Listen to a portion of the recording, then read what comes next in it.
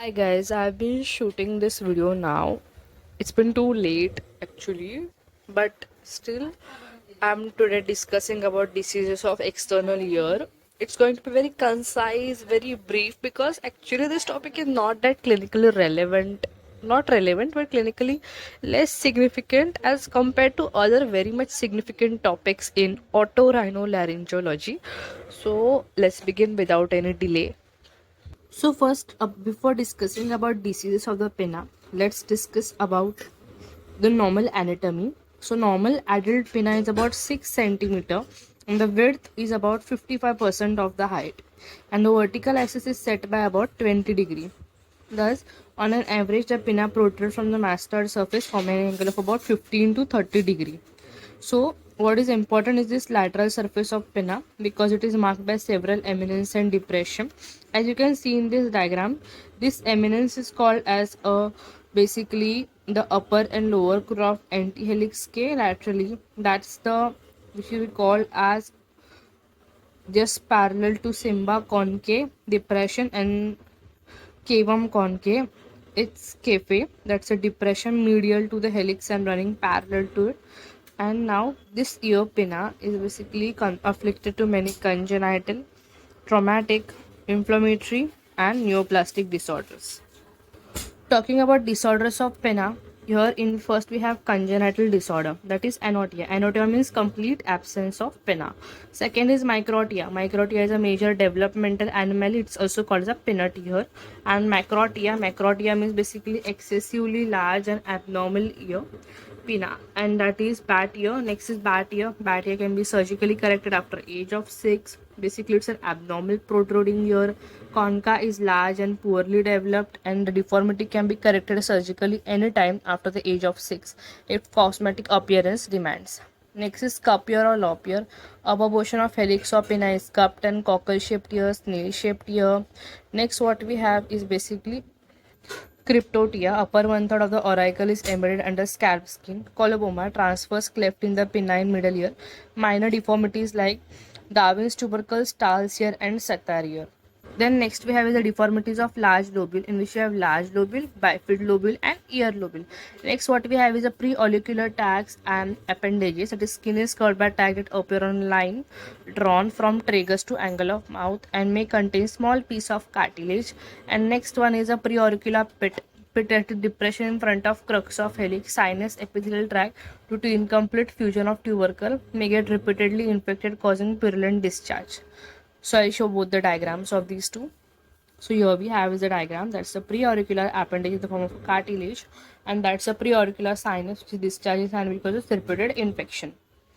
Next is trauma to the auricle. That's because of a hematoma of the auricle.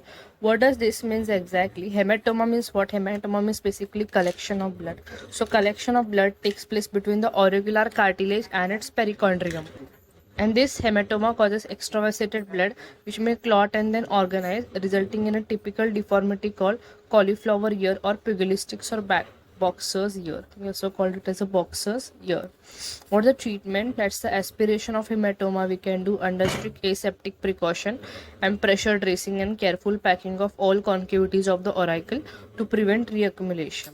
Next one is a laceration. What is laceration? Lacerations are basically repaired as early as possible, and the perichondrium is stitched with the absorbable suture. Special care is taken to prevent the stripping of the perichondrium from cartilage for fear of avascular and basically necrosis, and skin is closed with fine non-absorbable sutures. Broad spectrum antibiotics are given for 1 week. Next is avulsion of pinna. What is meant by avulsion? Basically when pinna is attached to the head. Next one we have seen is basically pinna avulsion. That is the primary treatment should be considered and it should usually successful. Next one is a frostbite. Frostbite means basically injury to frostbite varies between two things, that is between erythema and between edema. Bulle formation, necrosis of skin and subcutaneous tissue, complete necrosis with loss of the affected part. Now, what is very much important I am going to discuss is what that is treatment of frostbite. For this, now see this guys, this paragraph. What is frostbite ear? Consists of basically first treatment being reworming. Reworming the moist cotton plates at a temperature of 38 to 42 degrees Celsius. Then application of 0.5% silver nitrate soaks for superficial infection. Then we have guys analgesics for pain and rapid reworming of frostbitten ear, causing considerable pain. Then protection of bullae from rupture, and basically systemic antibiotic for deep infection, and surgical debridement should wait several months as for the true demarcation between dead and living tissues appear quite late. Now see this diagram carefully guys. What do you think? What is it? That's basically a keloid. Keloid following the piercing of pinna for ornaments. Okay, so basically radiation is a treatment, 600 to 800 rad delivered in 4 divided doses. Next, the inflammatory disorders we will discuss. So now see guys, these are the inflammatory disorders we have. Here first we have erysipelas. What is erysipelas? It's basically dermal infection with beta hemolytic streptococci and involves skin and face and pinna. Involved area being red, indurate and tender. Advancing margin of infection is well demarcated, and treatment being oral synthetic penicillin, example amoxicillin or FDC, amoxicillin plus clavulanic acid. Next one being cellulitis, that is infection of subacute tissue with staph complication of otitis externa.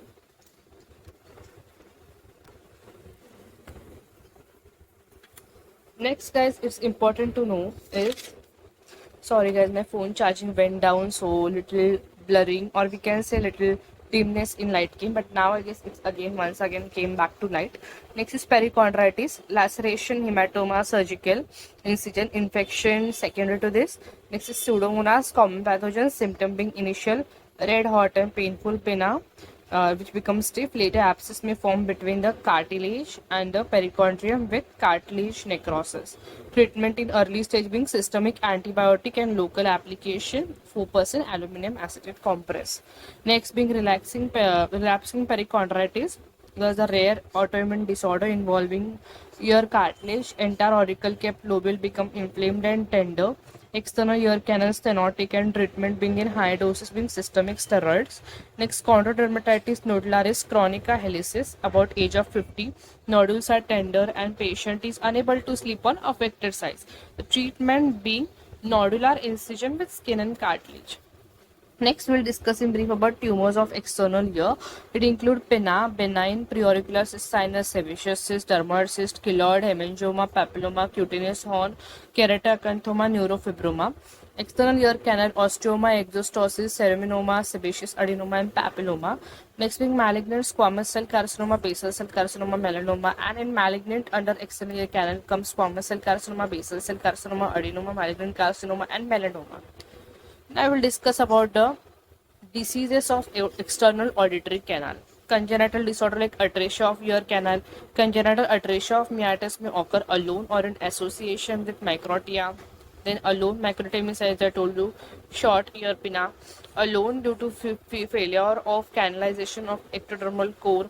Then there is a call oral fistula. This fistula is basically two opening. There is a one situated in neck just below and behind the angle of mandible, and abnormality of the first branchial branchial cleft.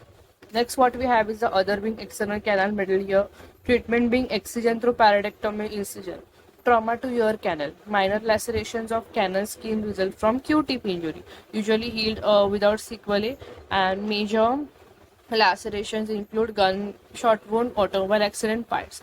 Condyle of mandible may force anterior canal wall. Inflammation of ear canal, otitis externa, that is infective group viral include herpes zoster, otitis externa hemorrhagica, bacterial include furuncle, and otitis externa being diffuse and malignant 2 type, and fungal include automycosis.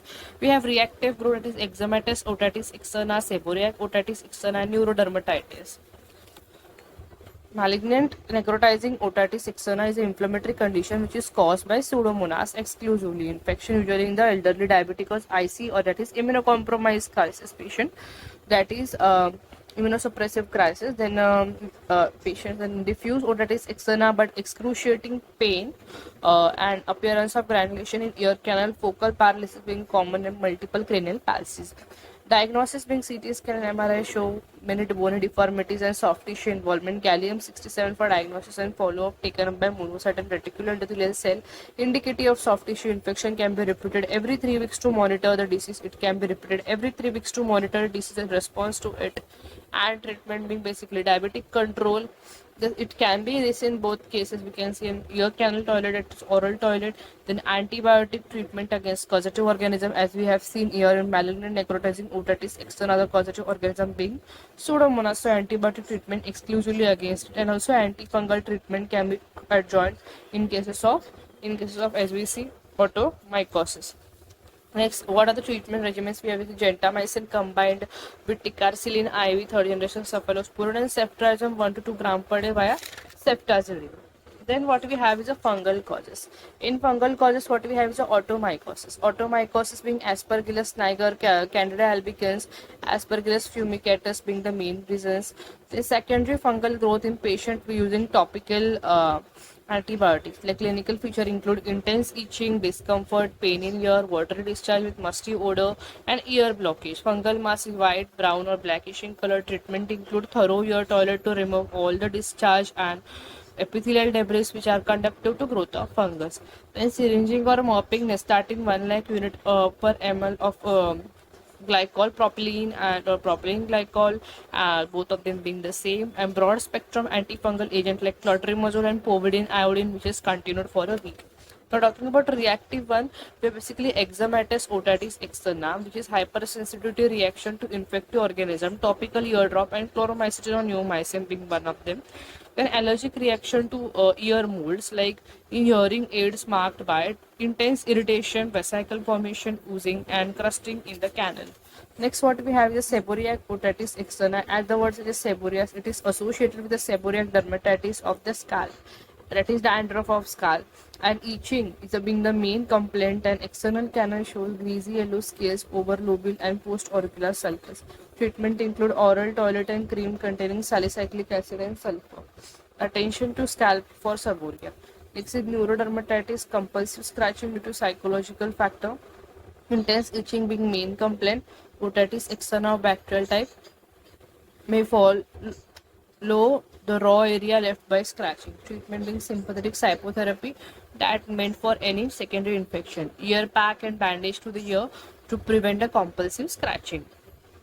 Guys, now let's discuss about the miscellaneous things. It is impacted wax or ceramic. Understand these few facts. First, that is the wax is a protective function to lubricate a ear canal, to entrap any foreign body material that happens to enter the ear canal. Excessive sweating, ceruminous gland activity varies, and excessive wax secreted and deposited as plug in meatus. Other factor being narrow and tortuous ear canal, stiff hair, obstructive cannular lesion, exostosis, and osteoma, and retention of wax it causes. What are the complaints a patient complains of? So basically tinnitus, that is ringing sensation in ear, then giddiness, then blocked ear sense, impairment of hearing, and basically long-standing implanted wax which will ulcerate meatal skin and will form the wax granuloma. What are the techniques? Techniques is ear syringing, instrumental manipulation, 5% NaOH in equal part of glycine and water instilled in 2 to 3 times for few days to try. Sorry guys for the disturbance, but yeah. So we were on basically povidone iodine common in yes, and this basically issued for the treatment, used for the treatment, yes. Next being foreign body in here. So non-living foreign bodies like forceps removal, syringing, suction, microscopic removal with special instrument, and post-oral approach being the treatment. Keratitis obturans. Please try to understand. This is a little difficult, we can say, to understand, because collection of pearly white mass of desquamated epithelial cells in deep meatus by pressure effect absorption of the bone leading to widening of the meatus. Clinical feature being presenting symptom being the pain in the ear, hearing loss, tinnitus, ear discharge, removal of mass, widening of the bony meatus, ulceration, granuloma formation. Treatment being syringing, instrumentation, keratotic mass removal. Then we have guys few more things like primary cholesteatoma of the PAC, post-traumatic post-surgical abnormality of ear canal is conductive for epithelium to invade. Clinical feature being purulent tortoria, pain, and normal tympanic membrane. Differential diagnosis: granulations due to associated with granuloma should be differentiated from carcinoma, necrotizing otitis externa, and benign sequestrum. Treatment being removal of the granulation tissue plus debris and attain and otitis externa with antibiotics combined with steroid ear drops. Acquired atresia and meatal stenosis, that is infection, example chronic otitis externa, trauma, laceration, fracture of tympanic plate, surgery on ear canal or mastoid. Treatment being meatoplasty. Okay, I'll tell you a little about meatoplasty. What is exactly done in it? Basically, meatoplasty is using a post-oral incision, and the scar tissue thickened and meatal skin is excised. Bone meatus is enlarged and raw meatal bone is covered with the pedicled flaps from meatus or split skin graft. Now, guys, we will discuss about the disorders of tympanic membrane in detail.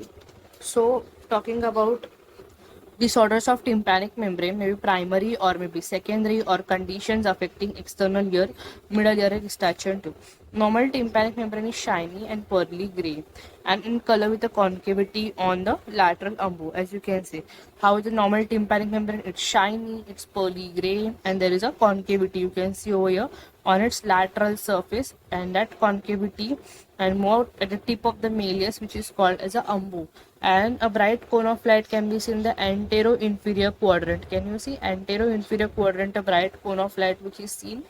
The antechular lies above the lateral process of malleus and slightly pinkish, as you can see, and the transparency varies. The some middle ear structure can be seen through a transparent membrane. A normal tympanic membrane is mobile and when tested with pneumatic otoscope or a Siegel's speculum. Okay. So yeah, you can see over here this diagram carefully as we discussed. Now we will discuss about the abnormalities. First is retracted tympanic membrane. Retracted suggests that it is dull and it's lusterless. Cone of light was absent or interrupted. Handle of malleus appears foreshortened and lateral process become more prominent, and the anterior and posterior malleal fold become sickle shaped. A retracted tympanic membrane is a result of negative intratympanic pressure when the eustachian tube is blocked. Very important statement. Next is meningitis bullosa. It's a painful condition characterized by formation of hemorrhagic bleps on the tympanic membrane and deep meatus, probably caused by virus or Mycoplasma pneumoniae. Very important. Next is herpes zoster oticus. It's a viral infection involving the genicular ganglion of the facial nerve, and it is characterized by the appearance of vesicles on the tympanic membrane. Very important. Then deep meatus, concha, and retroauricular sulcus, and it may involve the seventh nerve more often and the eighth cranial nerve. Fourth being the meningitis, means inflammation granulosa. It stands for inflammation, non-specific granulation form on the outer surface of tympanic membrane associated with the impacted wax and long-standing foreign body or external ear infection. Next is been traumatic rupture. Tympanic membrane may ruptured by trauma due to hairpin, matchstick or unskilled attempt to remove a foreign body. Sudden change in air pressure, it is a slap or kiss on the ear or a sudden blast. Basically forceful vascular may rupture a thin atrophic membrane. Then basically pressure by fluid column, that is diving, water sports or forceful springing or sea waves, fracture of a temporal bone.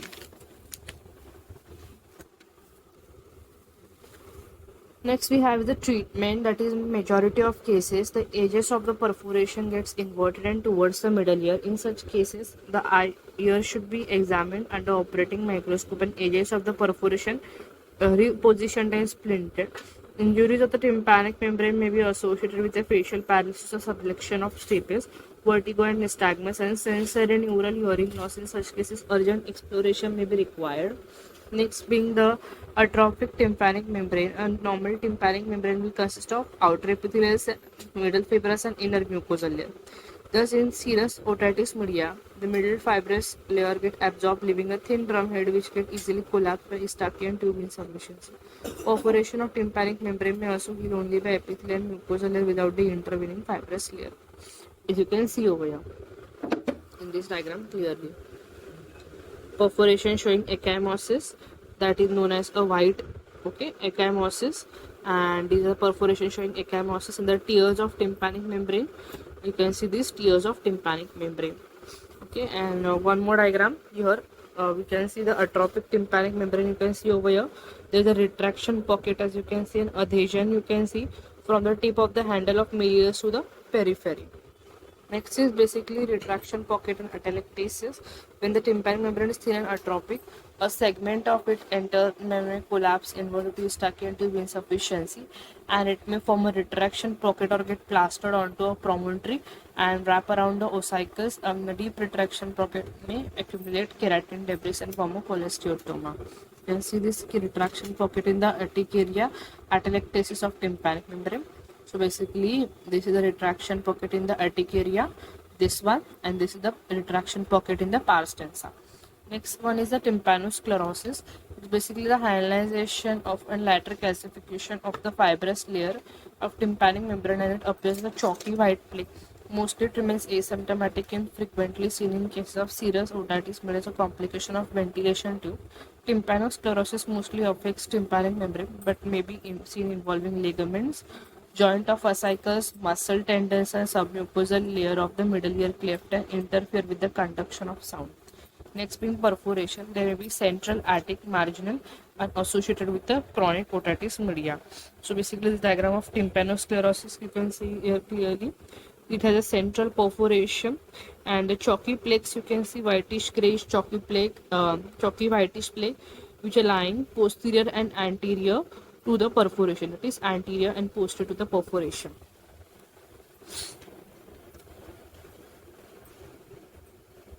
Guys, as previously mentioned, splintage I'll talk. The splintage is using fresh traumatic perforation. It is the torn edges of the perforation are carefully everted under the microscope and is splinted with the absorbable gel foam placed in the middle ear through the tear. Smaller tears can be splinted on the outer surface of tympanic membrane with a piece of cigarette paper, gel film, and on the coin sheet. So yes, guys, this was about the disorders of external ear, in which we actually started with normal anatomy of external ear. Then we went to the pinna, disorders of pinna, and we discussed congenital disorder as well as other disorders, and then went to external auditory canal, and lastly tympanic membrane. Tympanic membrane disorder we discussed so nicely that all the pictorial representations were also shown. I hope this video finds very helpful to you all, and it was a genuine attempt to cover everything in this video. Actually, it was completely unplanned and it was like brief may I'll cover it, but it ended up getting covered in extreme details. Yes, and I guess that forms the very core of the video. What I didn't cover a little bit was about meningeoplasty. You had heard about meningeoplasty. Basically, a lot of time we're talking in the video. What is basically meningeoplasty? Basically perforations occur in the ear. So closure of perforations of pars tensa of tympanic membrane, that's known as a meningeoplasty, and it is an advantageous. What are the advantages? Basically, it restores the hearing loss in some cases of tinnitus, and also checking repeated infection from external auditory canal, and also we can see that Eustachian tube and nasopharyngeal infection canal and so checking aeroallergens reaching the exposed middle ear mucosa leading to persistent ear discharge. And what is important is meningeoplasty can be combined with basically ossicular reconstruction when it is called tympanoplasty, and it must be differentiated from tympanoplasty, that it should be differentiated from type 1 tympanoplasty. Though both refer to repair of tympanic membrane, tympanoplasty entails exposure of middle ear to inspect the middle ear and also ensure ossicular integrity. So also it's important to understand what are the contraindications of where we should not perform meningeoplasty. So those are active ear discharge from middle ear, nasal allergy, otitis externa, growth of squamous epithelium into the middle ear in cases, excision of squamous epithelium from the middle ear on the tympanomastoidectomy may be required when the other ear is dead or not suitable for hearing aid rehabilitation, and for children below 3 years. And yes, no doubt, anesthesia is important, local or general. The former is preferred, that is local is preferred. And what is the position considered? That's a supine position with the face turned onto one side, and the ear to be operated is up. And what are the graft material used? Temporalis fascia, areolar fascia, overlying the temporal fascia, perichondrium from the tragus, cartilage, vein and periosteum. An incision for exposure of tympanic membrane depend on the size of the ear canal. It may be endometal, endo-oral, or post-oral.